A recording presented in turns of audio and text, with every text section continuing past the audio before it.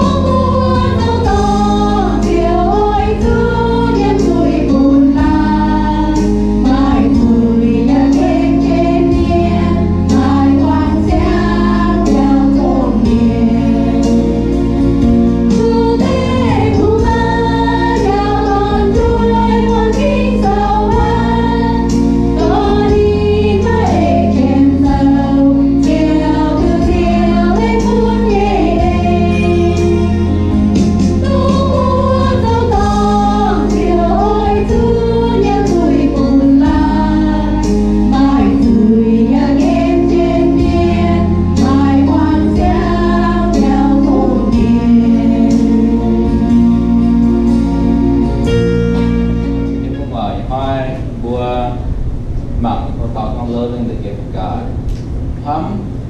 xíu thì cùng buồn bùa nhẹ sinh nhẹ và hám xíu thì phú buồn thọ bùa nhẹ giống như mẹ bố mày cũng soi Hebrew so the Satan by we will look at the book of Hebrew chapter 10 verse 24 loving the gift of God nhưng bố con bố giáo xuống hám mà cả hám hay no hay thèn lan giật xây hám lan giật xây số phú sĩ bố hỏi tao hám chiếu thì hùng như phú con thọ bùa và hám chiếu thì hùng như nhị con thọ bùa nhưng bố nhé mày the năm hỏi every day we are learning the gift. Are we learning the gift that God has given to us? The blessing that God has given to us. Do we appreciate it? Are we loving it? Our family is a gift from God. Our wife, our spouses, our husband, our children, our churches. All this are a gift from God. Are we loving it? Bố như mẹ, bố hỏi, bố tôi hay bố tôi làm xin thì cùng tôi nghĩ xin nhiều lỗ hay xin nhiều cùng bố nhá bố tôi xích như bố như mẹ này bố hay như phải bố hâm như phải bố làm xin thì cùng như phải chúng ta lỗ hay xin nhiều này bố như phòng tỏi thì hùng cũng thọ bùa tôi như phúc cũng thọ bùa như áo phải bố như gỗ bố như xài tỏi này lỗ hay như phúc lỗ hay xin nhiều cũng thọ bùa bố như chuối bố như quả phun bố như chụp băng chúng ta bố mai này lỗ hệ nhị con thọ bùa chứ cũng như phúc con thọ bùa bố như mẹ tu mai mẹ xem cái này xem khổ bố như hiếu bố lại sinh trên cùng phải bố như hiếu bố ở hết trên cùng phải bố như hiếu bố tôi hắm trên cùng bố chúng ta nhị phải bố vật trái hắm trái họ giống như mẹ at first love is burning strong okay? But that love will die down. So we remind ourselves to keep feeding our love. Okay? Bố như nhớ bố như hám họ, bố như hoàng tỏi, bố như chuối, bố như chụp băng, bố như quả phun, bố như xài tỏi. Tùm bố khích chăm mà con cha sang hồ, bố mai áo bố lọc bố áo sang hồ, bố mi gồ sang hồ. Bố khích chăm bố mai bố hoàng tỏi mà học quay sang hồ, bố hé bố hám cỏ, dương bố như nhớ bố lại sinh có thịt hùng. Bố tôi chế ra bố lại sinh thịt hùng này bố mãi phúc bố mà chế bố mà quả phun giờ bố mà chịu phàm giờ má sinh thịt hùng bố hé cỏ chỉ con bố như hiếu cho cỏ bố lo bật thịt hùng tài bố lại sinh thịt hùng bố tôi lo bật nín bố tôi hiếu tôi nín bố tôi sinh như là sống như xíu thịt hùng bố hát xa nhỏ như sâu là phải bố lại sinh có thịt hùng bố mà là bà con bố suối cái nát của nhỏ bố muốn dùng liềm muốn dùng kem ngà muốn dùng quỳ bố lại sinh có thịt hùng bố tròn nó còn bố như hoàng tỏi bố như áo bố như cổ phải bố tôi sang hồ bố hết con tròn con là bố hắm con là bố cà phun bố hết giảm trường chế bố chế bố hết giảm trường chế bố tỏ chế bố sợ con bố bền nó ô mẹ như sợ con lồng bố sợ con ta sợ chế muốn tu luyện chừng sợ con bố nếu mai nó mẹ có cứ yêu tại bố mai như mẹ bố su chỉ con bố bố tại sang hồ bố dâm bông sang hồ bố sợ con khấu bố kêu sợ con khấu bố ngò hàm ngò lại sợ con khấu hay bố mà bố chế ở chỗ khấu hàm buồn nó bố sợ như nhủ bố mai xong mình bố mai như bố sao bố mình sợ tại bố nói mẹ cả lỗ con bố hắm có bố cho con là bố mà sang hồ thảo lao tề bố như mẹ bố nặng hay bố xài tỏi hắn chỉ con mà bố nặng hay bố như chế hắn chỉ con mà bố nặng hay bố như quả phun hắn chỉ con mà bố nặng cho nhau bố chịu bằng hắn chỉ con nó bố lo quật nó bà bố nó bố quan số này bố hốt làm mình bố hốt làm quay số mai cái này chỉ bỏ thảo bố như mẹ quay số bố quan số dây nàn phải bố quan số khâu phải giúp quỳ mẹ bố quan số bánh hà giúp bố xài tỏi phải bố quan số bố chế nông cổ phải bố quan số bố quả phun mà bố như hoàng phải số bố làm mình bố quan số chụp bằng số tập thủy mà bố như hiếu phải bố nằm chụp bằng mình long tôi nói bố quan số đã xã hội hay bố hiếu nằm cứ nằm như không toàn làm như bố không tỏi phải làm như bố như mẹ phải làm như bố như chụp bằng phải làm như chế phải làm như bên phòng tỏi với sài tỏi theo với áo tổ vậy búa sai chẳng thế búa sẽ cho búa như nó hám ngay búa sẽ pít năm đèn mà kẽ năm đènตัวห้ามเป็นน้ำแดงนะถ้าจะจอยเปลี่ยนตัวสาวเป็นหัวเป็นยี่ห้อเป็นหัวถ้าจอยเปลี่ยนแล้วเป็นเซฟฟิงเป็นยังไงถ้าสั่งปัวที่จอมที่เยี่ยมเป็นยังไงจอมที่เยี่ยมที่เป็นยังเซฟฟิงจอมที่เยี่ยมลงหักต่อยจอมที่เยี่ยมเป็นยังอ้าวเป็นยังโกจอมที่เยี่ยมเป็นยังเวทผู้บังคับเวชุบังบุญบัวยังเนาะให้หนักให้เลยผู้บังคับให้เลยผู้บังคับ so what is our attitude with our family what is your attitude with your family with your wife, with your spouses, with your husband, with your children, with your church. When difficulty come in, okay? Bua nhé, việc vì nhé, bua nó xấu, bua nó xít, bua hoàng tội. Tung bua quang dù ngò hẳn nó sang bua quang dù cái na đi sang hồ, bua quang dù khâu sang hồ, bua quang dù bèn nó sang hồ, bua quang dù mai chinh nhiều như bua mẹ sang hồ, bua nó bền bua hoàng tội. Bua số như cháu bua số như lệ bua nó buôn hoàng tội buôn thập bùi áo phải buôn thập bùi như gỗ phải buôn thập bùi ghế buôn thập bùi như chụp bằng phải tung quang dù khâu sang hồ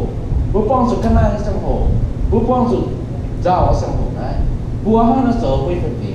how do we take care of bua nó cũng thằng bua nó to thằng bua như này we got to love God's gift to us in the good and time and the bad time. Because we are creating the life that we live in. Bua cũng một quan chủ như sang hồ. Bua quan chủ chinh yêu mà nhà phải mà con sợ phải. Bua mẹ của yêu mới sang hồ phải. Bua quan chủ bua sẽ con khấu sang hồ phải. Bua đón hiếu sang hồ phải. Bua quan chủ xây nàn biệt của mẹ phải. Bua quan chủ khấu lên biệt thảo với xem phim phải. Cái bỏ với xem phim phải. Bua nhà sự hắm. Bua nhà sự ẩm hế. Chỉ buồn nghe sự nghiệp của bố này buồn nghe phòng tỏi này chỉ buồn sự nghiệp của bố này buồn nghe sai tỏi trên nó buồn thở nghe sự nghiệp này buồn nghe cha này buồn nghe chuyện này bố rồi hết bố tròn nhau là bố quay su nó sẽ buồn nghe phòng tỏi à quay su nó sẽ buồn nghe mẹ buồn nghe mẹ sẽ có buồn nghe chuyện nằm cổ bố còn phun mà buồn nghe hòa buồn nghe sai tỏi buồn nghe áp buồn nghe cổ và sang hồ nó hoàng qua tạo duy của bố nhé chỉ ba mà sang hồ số tám khuyến sự bao nhiêu nhau bua như mẹ nó ta bao nhiêu mẹ chiều ba nó bao nhiêu mẹ bố như phong tỏi nó ta bao nhiêu mẹ nó có bố mà hé là bố thai là bùa tu là bố như mẹ ta mai giàu mẹ mày cũng giàu cho khóc bùa mày cũng giàu cho cha bố như áo bố như gỗ với sao tỏi đi ta sống vì nhau hả bố nhớ phục chế bố tê đi quần nó trốn xuân phục chế bố qua phun đi ta quần nó hối qua phun ha bố chụp băng đi ta quần thỉnh từ bố chụp băng ha bố lùi mà sợ là bài bố lùi mà to chá bố sủ bố học gọi bố sủ bố phục chế ha ok bố nhé có bố ở bố nhớ học qua bảo bố nhớ chụp băng lộ bố cha lộ bố ở sủ lộ nhớ bố sủ bố sủ lộ nhớ bể bố sủ lộ nhớ to có muốn nồng nhóm to nồng nhóm bể vui tạm tu lộ như với mẹ tu lộ như với cha we are the hand and feet of Jesus so enjoy your gift from God put them in your heart all the time vua sẽ xử sự của sao niềm buồn tại phu như mẹ vua sẽ to vua sẽ cổ vua sẽ thắm niềm buồn muốn lố hay sẽ nhẹ vua sẽ bua cho sao là số ăn như bao nhiêu nhớ số to là bua và số cầu là bua cứ thằng cái kiểu bang phải họ cũng không tỏi phải bua mò tỏi phải như như bao nhiêu mẹ thì cùng bua này lô hay gì thì cùng phụ thằng bua số cầu bua số to là bua họ hay như số cầu cái sẵn như sang hồ họ bua số cầu cái này cái con ye ở con cha là hay chiến phải mai những cái mùi ở thành tu vui su nó nói nó bền nhau nó nó bền là hấp nó có vui sẽ tông cha này more than 50% này tông cha tao dùng vua con cha họ với cha vững vua su lấy tỏi mà divorce rate họ tham này dần có mọi con nó có bữa con cái cha bữa get married nè nó bữa số hiếu con bữa ta thợ như này miếng lọt miếng là bữa cái bữa cha hả diệt hả gì gì hả bữa ta divorce bữa anh remarry nè and create new life again nè không nó bữa mà cái nó mà tiền nó bữa hiếu nha tỏi hiếu nha mà tiền cũng con cha xỉa rồi cha rồi chẳng có hắn lô hoa bữa ta bữa mới sang hồ bữa hai miền con cha y thòng á giúp hai chỗ nặng mày bây giờ bây giờ mà cao tập bụng á con trai y thòng họ giúp hai conว่าจะเห็นหนักไม้ว่าสูต้องจานั้นกับช้ำเจียที่ทองแต่เปียทองตัวทองเปียทองจุกทองช้ำพอเจียทองไงถ้าเรานอนนั้นหนูเอิ้นเตยแย่เราจะก็ต่อยแล้วเราเบ็ดหนูย่อมาหนูเบ็ดหนูย่อก็หนูต้องจาแต่มีหลอดนะข้างนอกนั้นหนูไม่ยิ่งแม่งหนูจาข้างนอกให้มีตลอดหนูต้องมา confidence หนูย่อต้องให้มีจริงเดียวถ้าจะหมั่นแค่มีอาร์ไปหมั่นแค่มีโกไปnãy bua con cái cha như bua nồng cái tỏi hát giả nó như bua con đàn nó hát giả nó như bua lầy đó mà ấy nuôi nhà nó tỏi mà chế nuôi nó tỏi chế quay dù nó về nó cha quay nhốt là về cả nó bua nhiêu hoàng tỏi mất chá bua nhiêu xài tỏi mất chá bua nhiêu áo phải bị gỗ phải mất chá bua chuối nó làm khảo có bua nhiêu bua start với nó ngon nhà bua mè nó ngon và nó ngon nó bua sủ hám bua sủ bể